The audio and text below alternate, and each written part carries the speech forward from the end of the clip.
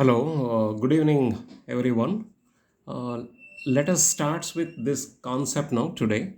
Show that the areal velocity of a particle is a constant, of course. Of course, it is a constant. dA by dt is equal to half r square theta dot into n cap, where n cap is a unit vector which is normal to the plane of motion.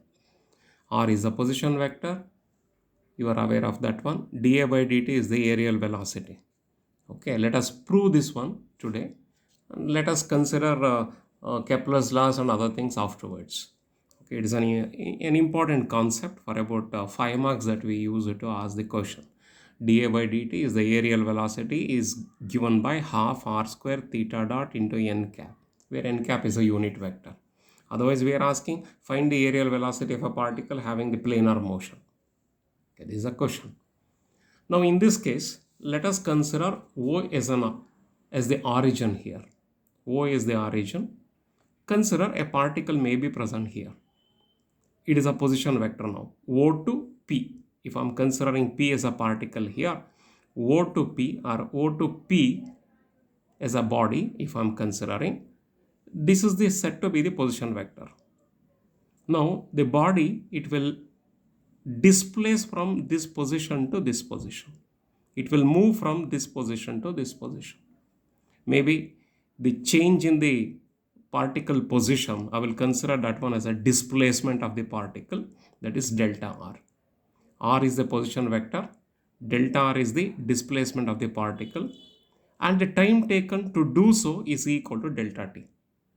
Delta r is the change in the position, or I can say the displacement produced by the particle during the interval of time delta t. And delta A is the area swept by this position vector. The position vector, it was present like this. Now, how much is the area covered? How much is the area swept out by the position vector is said to be taken as delta A. Therefore, delta A is equal to here. If I'm considering this as a triangle here, you know that half into base into height. So the area of the vector is equal to half into base into height here. Therefore, delta A is equal to half r cross delta r. Half r cross delta r. Here it is a vector summation here. Okay, provided if r is a vector and delta r is also a vector here. But this is not a right angle triangle. Don't forget about that. Okay, here r is the position vector. Delta r is said to be the another vector here. Now, therefore, vector product it has been taken.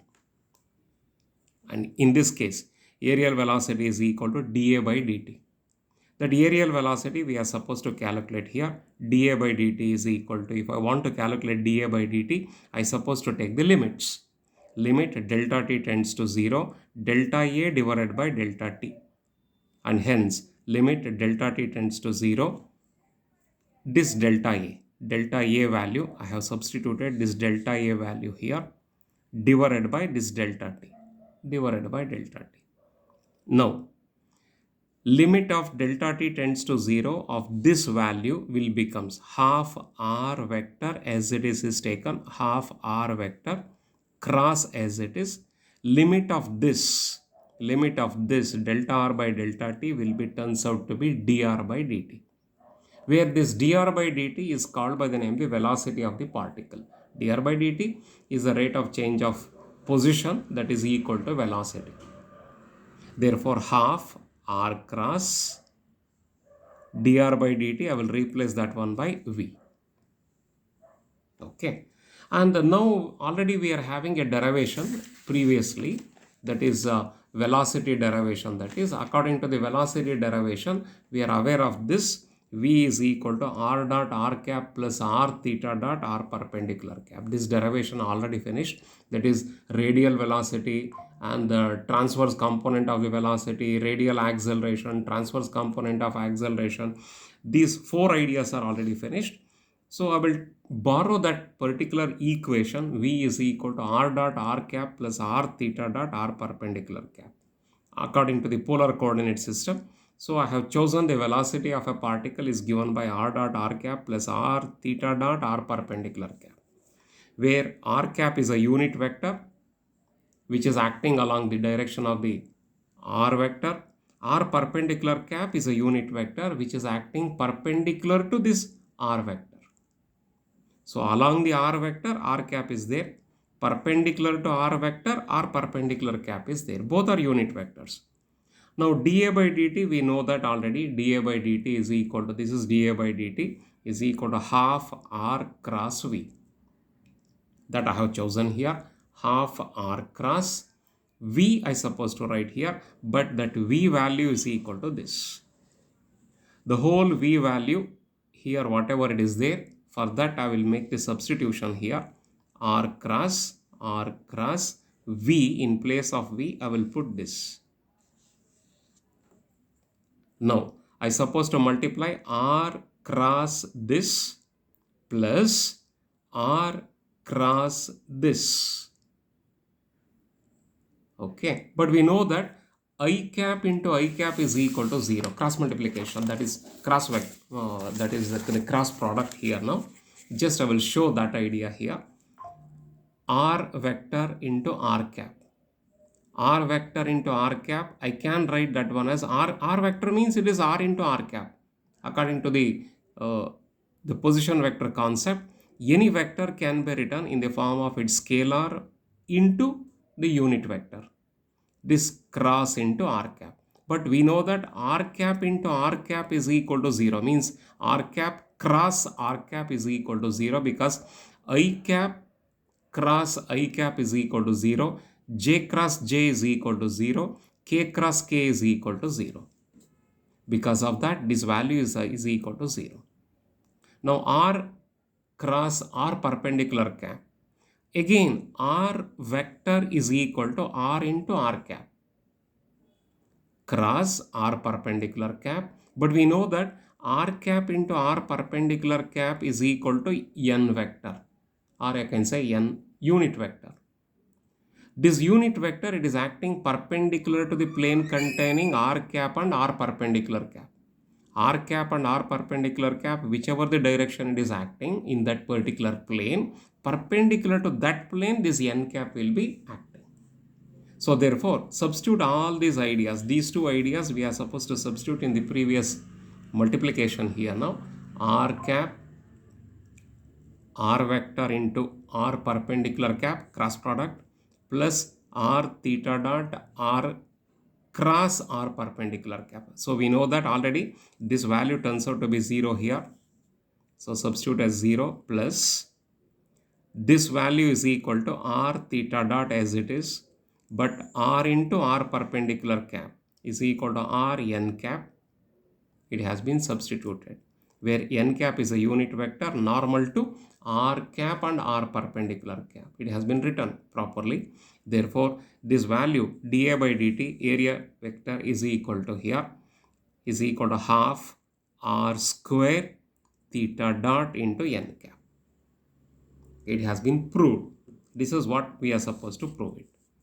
Next one, 4 marks question, it is, what do you mean by a central force? And give some examples regarding the central force.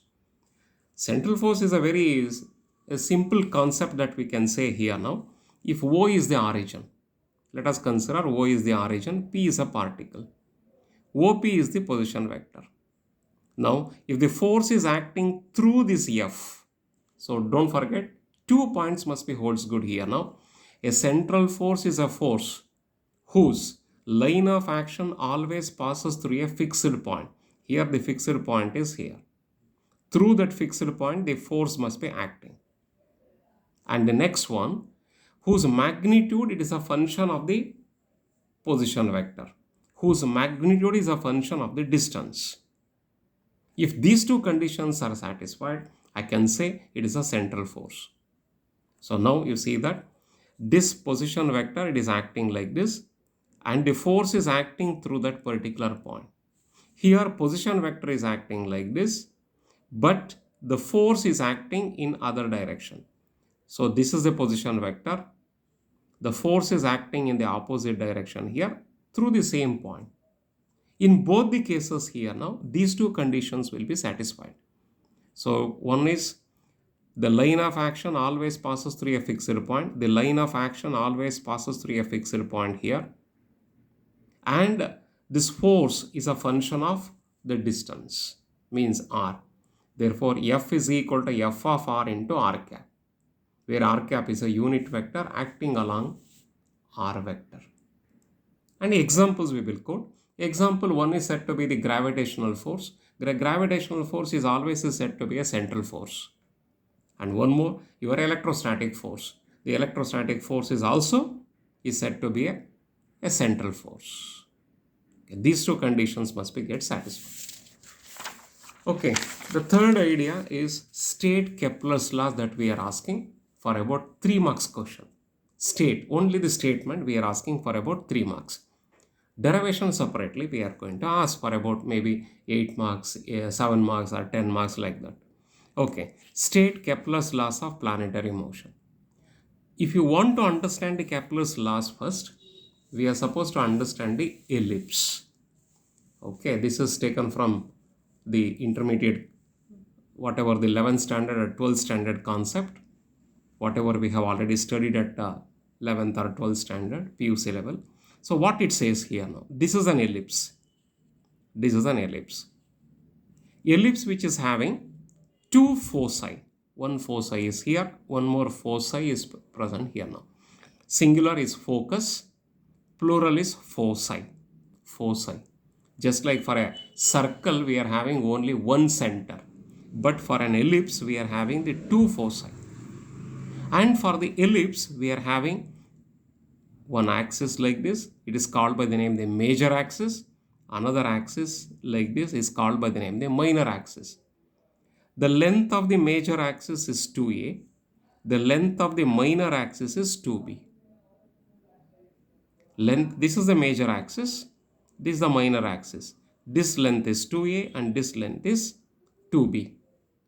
Half of that one is called by the name the semi-major axis and semi-minor axis.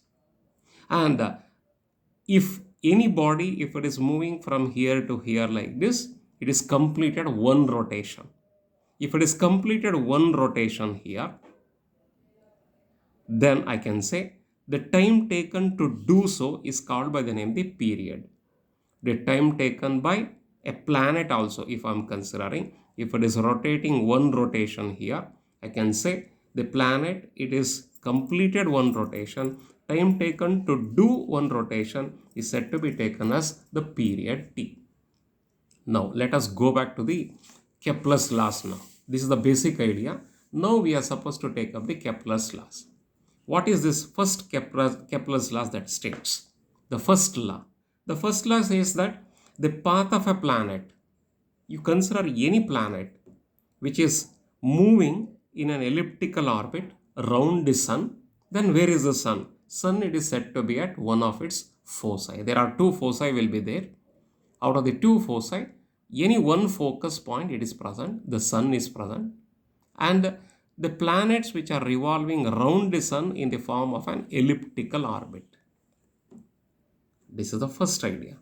Second law, it says that the areal velocity of every planet is a constant, which means to say that the radius vector sweeps out equal areas in equal intervals of time. This is the area vector if I am considering. If the planet is present here,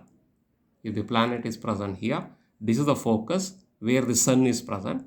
If earth is present here, if I am drawing a line from here to here, it is said to be the radius vector. This radius vector covering equal areas in equal intervals of time. Therefore, areal velocity is a constant. The third one is the time taken to complete one rotation by a planet is called by the name the period. You know that.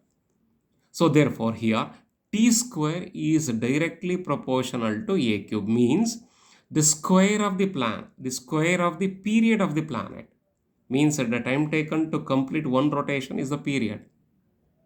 Square of that period is directly proportional to this a cube, means semi-major axis length, whatever it is there, cube of that one we are supposed to consider. The square of the period of the planet is proportional to the square of the period of the planet is directly proportional to the cube of the semi-major axis of the orbit. These are the three important laws that we are supposed to prove it for about maybe 10 marks or 15 marks like that, 12 marks maybe. Okay, that one I will take up in the next video.